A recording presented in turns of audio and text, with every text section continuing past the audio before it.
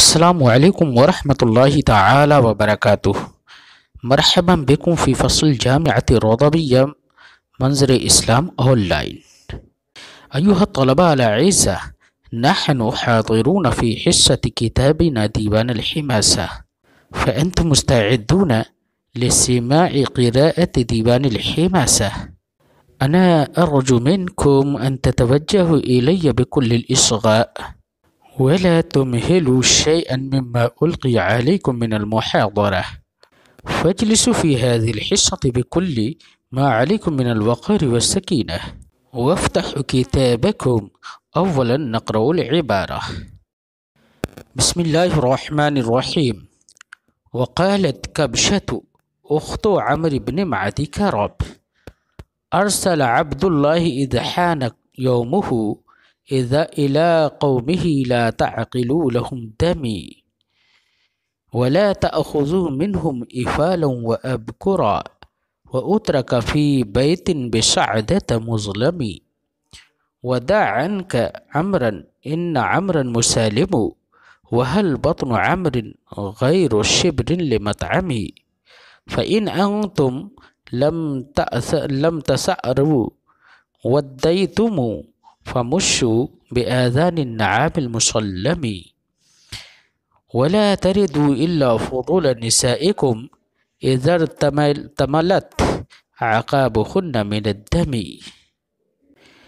قالت كبشة وهي أخت عمرو بن معدي كرب من حديث هذه الأبيات أن عبد الله بن معدي كرب شقيق عمرو كان رئيس بني زبيد، فذات يوم هو كان جالسا في بني مازن بن ربيعة وشرب، فتغنى عبد حبشي للمخزوم المازني في تشبيب امرأة من زبيد، فلطمه عبد الله فنادى الحبشي وقام بنو مازن حتى قتلوه، ثم جاءوا عمرا وقالوا إن أخاك قتله رجل منا السفيه سكران، فنسألك الرحمة أن تأخذ الدية من جانبنا. فبلغ ذلك الخبر أخته كبشة، فقالت هذه الأبيات تحرض عمرا على أخذ الثأر والقصاص. ثم قال عمرو فيه عدة أشعار وأغار على بني مازن وأخذ بثأر أخيه. تقول: أرسل عبد الله إذ حان يومه. أرسل ها هنا لم ترد حقيقة الإرسال، فإن الغرض هو التحريض والحث على أخذ القصاص، فعبرت به عنه كأنه هو أرسل بنفسه في الواقع. إذ حان يومه، حان يحين معناه قرب، يومه المراد من اليوم ها هنا يوم الموت. إلى قومه هذا متعلق بأرسل. لا تعقلوا لهم دمي، لا تعقلوا لهم دمي يقال عقل له دم فلان، معناه ترك القصاص منه للدية وبدل الدية. فالمعنى تقول: أرسل أخي عبد الله إلى قومه إذ قرب يوم موته. ماذا أرسل؟ أرسل ألا تتركوا القصاص للدية ولا تعقلوا ولا تأخذوا الدية بدل القصاص، هذا هو مرسل. ولا تأخذوا منهم إفالا وأبكرا وأترك في بيت بسعدة مظلم. لا تأخذوا منهم إفالا، إفعال جمع فيل، الفيل لا بل جمع أفيل. أفيل هو ما أتى عليه 6 أشهر أو 8 أشهر من ولد الناقة. وأبكر، أبكر جمع بكر، البكر معناه الشاب الفتي من الإبل. فهمتم؟ وسعدة هو كورة من اليمن وهي موضع الدفن. يقول من مزعومات العرب أن المقتول إذا لم يؤخذ بثاره وقصاصه يكون قبره مظلما. فعلى هذا المزعوم الشاعرة تقول وألا تأخذوا من القاتلين أولاد الإبل بالدم لا صغارا ولا كبارا فأترك في قبر مظلم بالصعدة، أي لا تجمعوا بين الأمرين. فهمتم؟ یقال بالاردیہ، عبداللہ نے اپنے موت کے وقت اپنی قوم کو یہ پیغام بھیجا کہ تم اس کے خون کے بدلے میں دیت مت لینا، اور ان سے اونٹ کے بچے اور نوجوان دیت میں مت لے لینا۔ اونٹ کے بچے اور نوجوان سے مراد حقیر مراد ہے، یعنی چاہے کتنی بھی قیمتی مال ہو لیکن حقارت مقصود ہے، یعنی چھوٹے بڑے اونٹ اور دیت میں مت لے لینا کہ مقام سعادہ کے ایک تاریک گھر میں اس کو اکیلا چھوڑ دیا جائے۔ وَدَعْ عَنْكَ عَمْرًا إِنَّ عَمْرًا مُسَالِبٌ وَهَلْ بَطْنُ عَمْرٍ غَيْرُ شِبْرٍ لِمَطْعَمِ۔ دَعْ عَنْكَ اے لا تذکرہ، دَعْ عَنْكَ عَمْرًا اے اترک ذکر عمر عنك فإن عمرا مسالم مصالح لا يأخذ القصاص وهل بطن عمر غير شبر لمطعم أي ليس بطن عمر وسيع سوى مقدار شبر للمطعم وللطعام والأكل لو كان بطنه وسيعا فيمكن أن يكون مسالما ولكن ليس بطنه وسيعا أيضا فكيف هو يسالم ويصالح ولا يأخذ القصاص؟ فهذا هو التحريض۔ يقال بالاردیہ تم عمر کا ذکر چھوڑ دو، بے شک عمر مصالحت ہی کر لے گا، حالانکہ عمر کا پیٹ کھانے کے لیے ایک بالشت سے زیادہ نہیں ہے۔ فَإِنْ أَنْتُمْ لَمْ تَسْأَرُوا وَدَّيْتُمُوا فَمَشُّوا بِآذَانِ النَّعَامِ الْمُسَلَّمِ۔ فَإِنْ أَنْتُمْ لَمْ تَسْأَرُوا أي إن أنتم لا تأخذوا ولم تأخذوا القصاص وَدَّيْتُمُوا أي لو أنتم أخذتم الدية بدل القصاص فأنتم تمشون بآذان النعام المسلمة المقطوعة۔ آذان النعام هو كناية عن صغار الآذان، وصغار الآذان كناية عن الذلة والهوان۔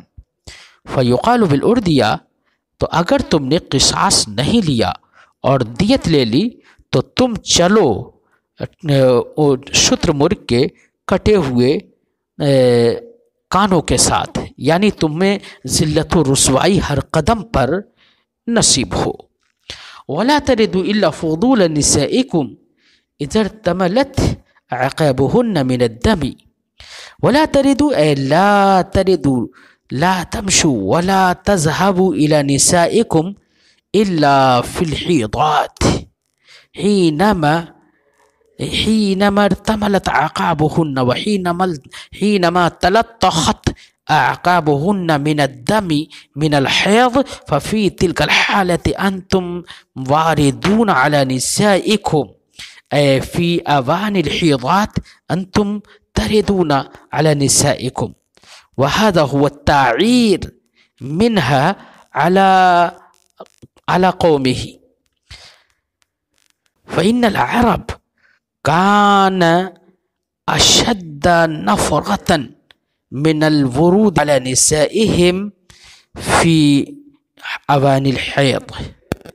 يقال بالاردیہ تم اپنی عورتوں کے حیضوں کے وقت میں ان پر وارد ہو، جبکہ ان کی ایڑیاں دم حیض سے متلطخ ہوں اور آلودہ ہوں۔ وقال عنترة بن الأخرس المعني من الطج۔ عنترة بن الأخرس هو شاعر إسلامي. من حديث هذه الأبيات أن حنظلة بن الأشهب بن رميلة ابن عمه كان يؤذيه ويبغضه فيقول مخاطبا له هذه الأبيات، يقول: أطل حمل الشناءة لي وبغضي وعش ما شئت فانظر من تضير. أطل من الإطالة، صيغة أمر من الإطالة، أي أطل حمل الشناءة. حمل الشناءة معناه البغض والعداوة. لي وبغضي أي أنت تطيل حمل الشناءة والعداوة وبغضي في قلبك وصدرك. وعش ما شئت فانظر من تضير. فانتظر من تضير هو الضرر يصيب إليك أم يصيب إلي. انتظر يقال بالأردية تو بغض و عداوت جس قدر چاہے اپنے دل میں میری طرف سے بھر لے، اور جب تک چاہے تو اسی بغض و عداوت کے ساتھ زندہ رہے، تو دیکھ کس کو تو نقصان پہنچاتا ہے، تو اپنے آپ کو یا مجھے. فما بیدیک نفع ارتجیہ وغیر صدودک الخطب الکبیر. وما بیدیک نفع ارتجیہ اے لیس فی یدیک نفع انا ارجوہ. لیس وغیر صدودک الخطب الکبیر اے الخطب الکبیر اے لیس صدودک، لیس صدود غیر صدودک اے الصدود ها هنا الاعراض والعداوة. اے اعراضک وعداوتک هو امر کبیر، لیس هو بامر کبیر علی بل هو امر خفیف. وغیر صدودک كل واحد من الامور هو خطب کبیر علی. یقال بالاردیہ تیرے ہاتھ میں تو نفع بھی نہیں ہے جس کی مجھے امید ہو، اور تیری عداوت کے سوا ہر معاملہ بڑا ہے، یعنی تیری عداوت تو میری نظروں میں نہایت حقیر اور ذلیل ہے. الم تر ان شعری سارعنی وشعرک حول بیتک ما یسیر. الم تر ان شعری هو يفاخر عليه بالشعر ويقول ألم تر أن شعري سارعني، أي أن شعري قد انتشر في كل ناحية من نواحي العالم شرقا وغربا، والحال أن شعرك لا تجول ولا تطوف حول بيتك أيضا. هذا هو ذلة وهوان عليك. إذا أبصرتني أعرضت عني كأن الشمس من قبل تدور. حينما أنت تنظر إلي فبعد النظر إلي أنت تعرض عني، فكأن الشمس من قبل تدور وتطلع حيث أنك لا تبصر إلى الشمس. يقال بالأردية جب کیا تو نہیں دیکھتا ہے کہ میرا شعر سب طرف سبقت کر گیا ہے، پھیل گیا ہے، اور تیرا شعر تو تیرے گھر کے ارد گرد بھی نہیں چلتا. جب تو مجھے دیکھتا ہے تو تم سے اعراض کر لیتا ہے، منہ پھیر لیتا ہے، ایسا لگتا ہے کہ سورج میری طرف سے گھوم رہا ہو، کہ تو سورج پر نظریں نہیں ٹکا پاتا ہو. إلى هذا الأمد ينتهي الدرس. نحن نلاقيكم فيما بعد إن شاء الله تعالى. السلام عليكم ورحمة الله تعالى وبركاته.